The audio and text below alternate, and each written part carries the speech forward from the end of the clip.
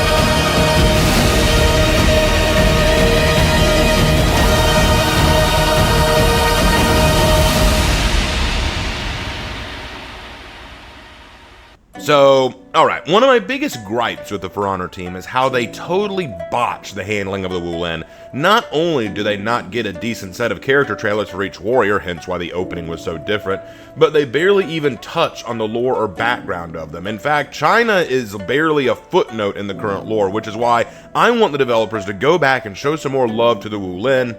But that's for another day and another video altogether. Here, I'm going to explain the lore of Tiandi as best as I am able, and then tell you some aspects that are my headcanon. Note that what I said was my headcanon. This is not stuff that is officially canon or mentioned in the For Honor wikis or information pages. It's all stuff that I believe. So, here's what we know. The Tiandi were sworn protectors of lords and nobles. Their name means heaven and earth, and this name is a testament to their devotion and loyalty. For the Wulin, much like the samurai, honor and duty go hand in hand, and thus a Tiandi is a matchless paragon of the people of what it means to have reverence and honor. They are like water, not just in the way they fight, with graceful and flowing movement, but also in their spirit. When focused and directed by the boundaries of rivers or dams or shorelines, the Tiandi are controlled and disciplined warriors. But should their masters perish, should the dam be broken and the shorelines receded, then they are a torrent of devastation and chaos with motives and purposes known only to themselves. And that's about all we get about Tiandi lore. Now let's talk about what I believe. The name Tiandi leads me to believe a little extra about them. I believe they are more than just the bodyguards of nobles, but actually the elite guard of the imperial family. The name Heaven and Earth might not just align with their level of loyalty, but also with their mandate. The Chinese believed in the mandate of heaven, or the Tianming, which means that heaven will always divinely appoint the rightful imperial family. If this is the case, then the Tiandi being heaven and earth might represent the old biblical statement, on earth as it is in heaven. Perhaps the goal of the Tiandi is not merely to serve the nobility, but also to ensure the Tianming is satisfied.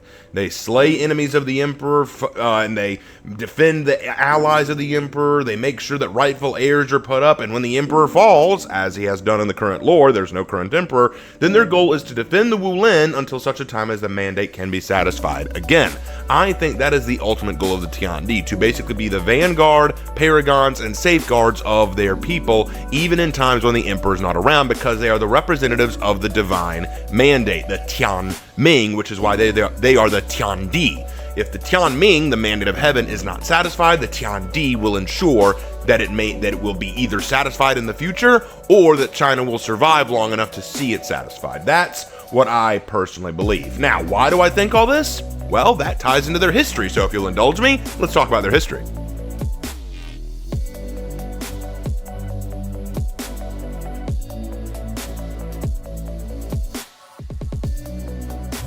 If you want a full breakdown of Tiandi's historical roots and inspirations, I recommend going and watching their dedicated Heroes in History video. I will leave a link to that in the description, but I will give a brief summary of what I believe here. The Tiandi are most likely based on the Longwu, the elite military guard of the Tang Dynasty. Originally called the Jinju, they were elite soldiers founded near the end of the Sui dynasty during the war that saw the overthrow of the Sui and the institution of the Tang. Now, the military of China at this time was built on the Fu Bing system, which required farmers and civilians to serve for a period of time in the military. In exchange for this, the government gives them workable and farmable land to live off of. Now, the Jinju were unique, though. They were professional soldiers, allowed to stay in barracks and garrisons near the imperial palace. The goal here was to create a military system without a full professional army that might seek personal power or control, but with a set of elite corps that could be used in dire circumstances. This, of course, didn't last, and eventually the Jinju, later dubbed the Longwu, would begin to fade and fall to internal rivalries, corruption, and assimilation of other elite guards that wanted to curry favor with the imperial family and blah, blah, blah. It's a long story, and if you, again, for more information on the Longwu and their relation to the Tiandi, check out the Heroes in History. But one thing that I think is a good tie-in to who they are is the fact that they were an elite guard of the imperial line, and if you look at the armor of the Tiandi, it's heavily based on Sui dynasty armor, which is also known as cord and plaque armor, and we see cord and plaque armor in the Sui and Tang dynasty era. In fact, the Longwu were infamous for wearing cord and plaque armor, so I think that this is a very good tie-in to that. But now we move on from the history to the fashion and builds and executions. Let's get into it.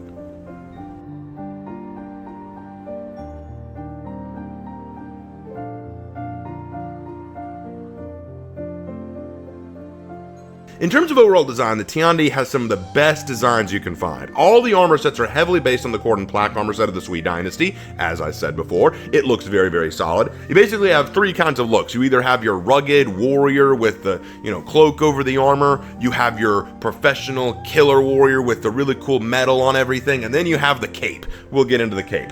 The Dao sword, which is their main weapon, is a fitting weapon for the era. The tassel at the end of the sword allows for a bit of personality to be added. I know some people don't like it. I actually think it's kind of creative. And the different dragon, fish, lion, and phoenix motifs on the armor help make the armor look both effective but also austere, very much fitting in the Chinese style. Ironically, I find that the overindulgence on facial hair for the guys set can be a little odd, especially if I like the overall look, just not the facial hair.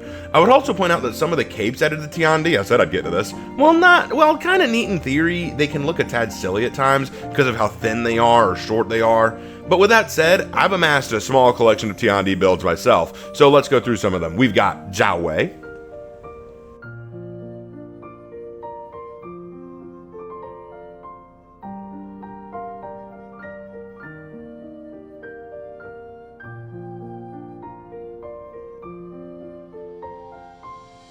Wan Chang,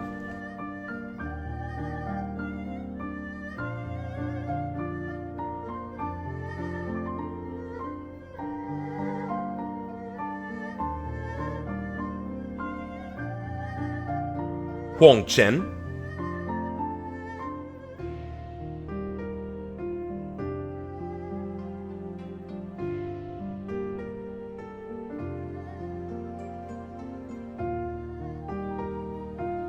and Mei Ren Yu.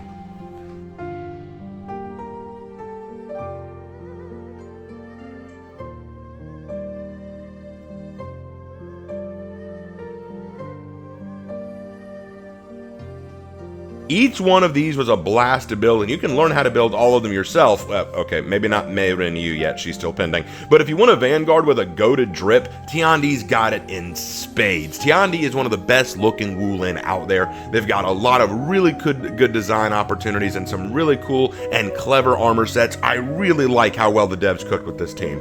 But now let's take a look at execution, since I know y'all really like that. Again, I would recommend that if you want to see my full breakdown on Tiandi's executions, check out my Heroes and my Executions Graded series, where I talk about each of Tiandi's executions and give them a grade. You can see the link for that playlist down in the description.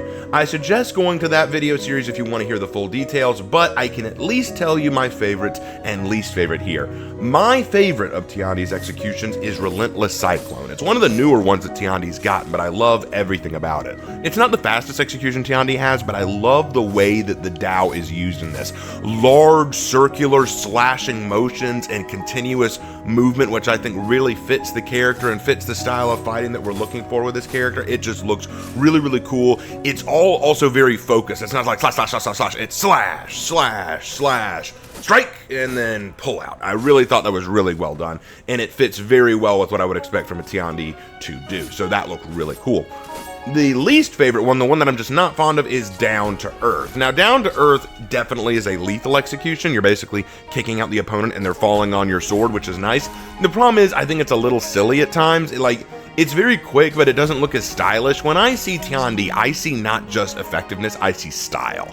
I see flair. I see someone who's not only going to kill you, they're going to make sure you know you died to your better. You died to someone who was just infinitely superior to you. But in this case, it's just kick out, fall on the sword, move on. It doesn't really do anything for me. But to be perfectly honest, it was honestly hard for me to pick a Tiandi execution that I really didn't like. There are some heroes with executions, at least one or two, that I'm just like, ugh, that's terrible. That's such a bad execution. But with Tiandi, it was actually kind of hard. Most of Tiandi's executions are really good, so it was a little hard to pick my least favorite. But Down to Earth, if I had to be honest, is probably my least favorite of them. But those are all of Tiandi's executions. I gotta say it again, Tiandi's overall design and look is just so solid. I absolutely adore it. But, you know, looking good is one thing. Now we gotta talk about how you play. Let's get into the moveset.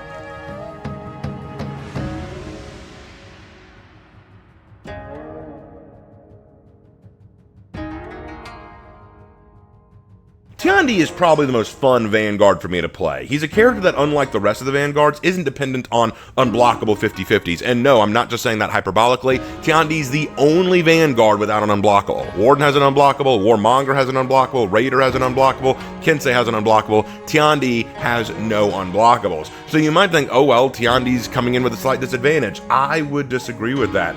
I believe that Tiandi approaches combat in a much more fluid and more focused style of combat, and we're going to go into that together, so let's break it down.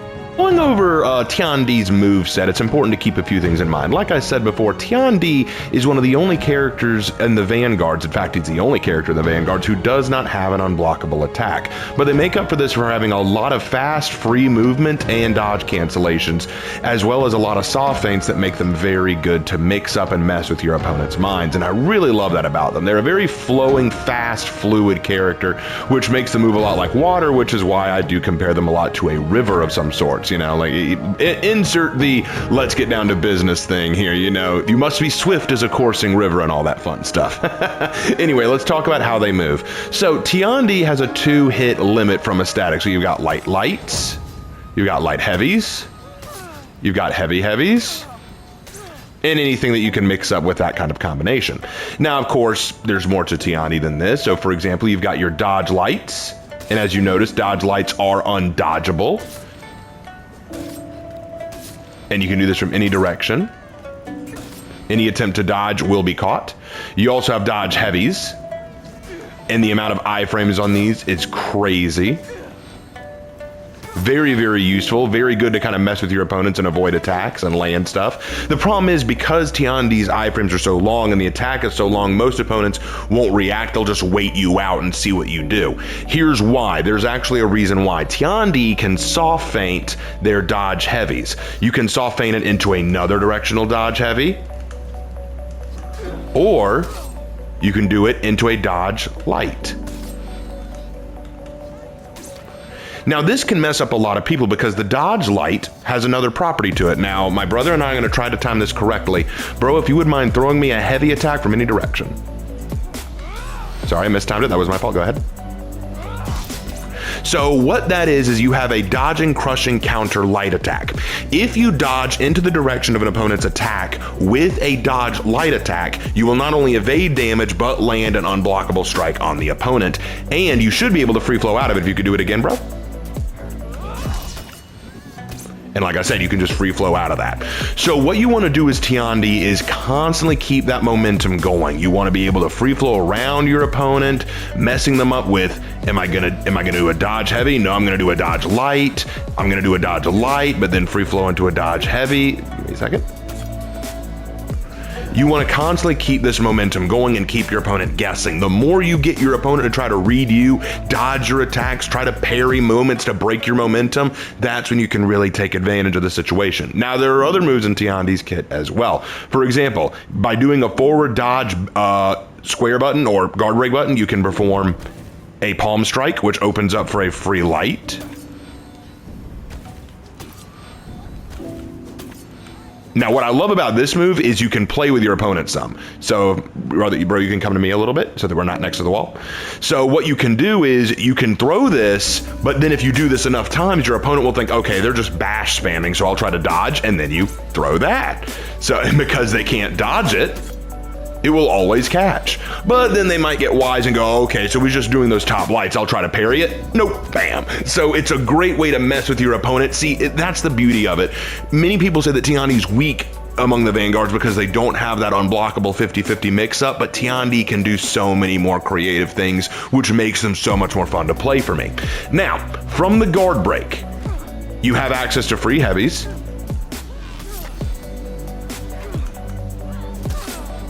And what I think helps there is you can also cancel your dodge into a guard break. Now, keep in mind, I did not say soft feint. You do have to cancel it, but I'm just giving you a little strategy that I like to use.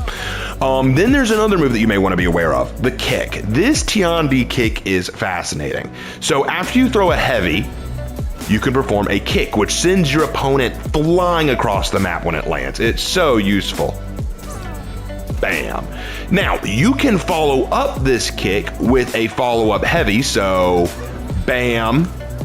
Just by hitting the heavy attack button, you can follow up for an attack that does 20 damage.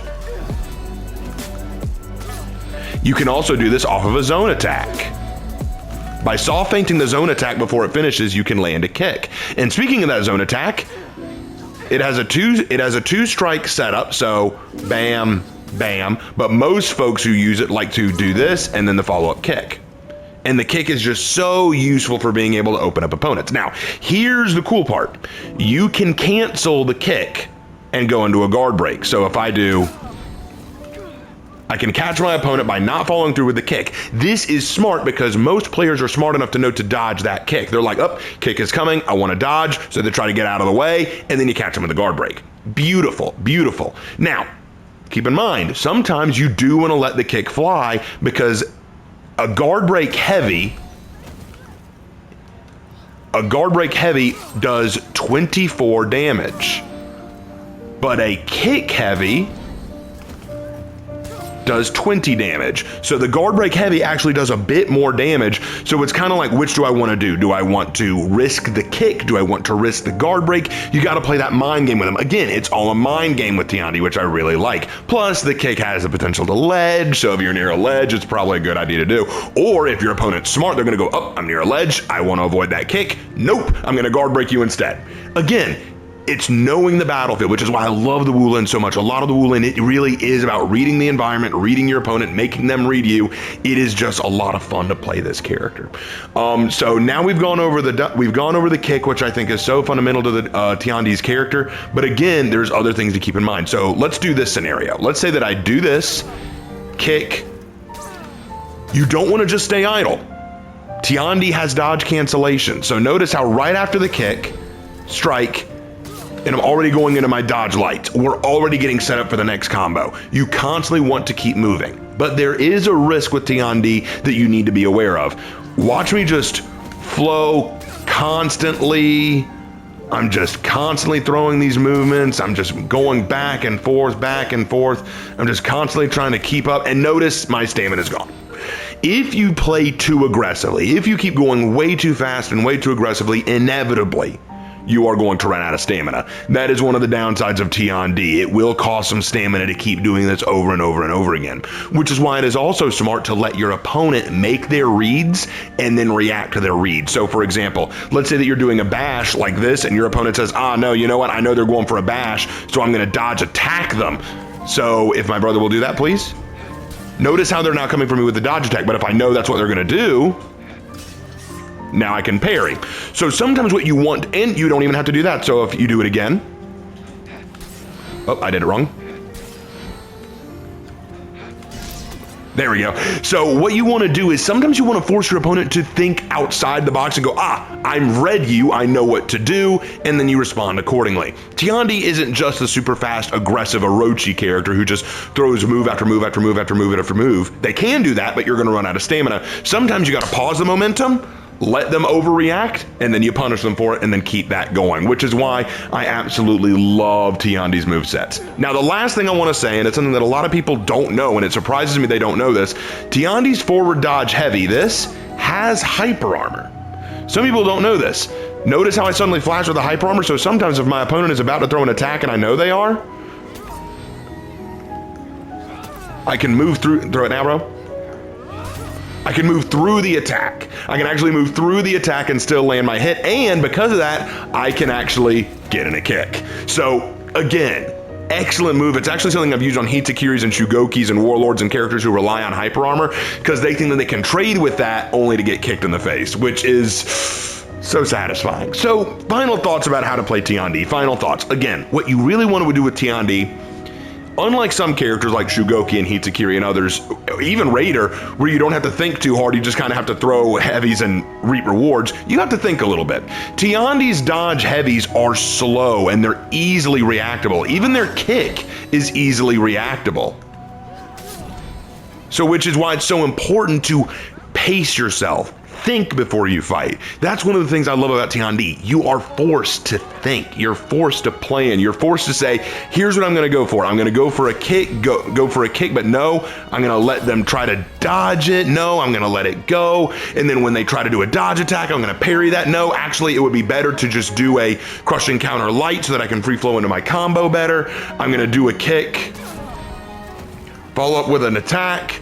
Like, there's all kinds of ways that you can react to your opponent and read them out. Tiandi is just a very fun character for that reason.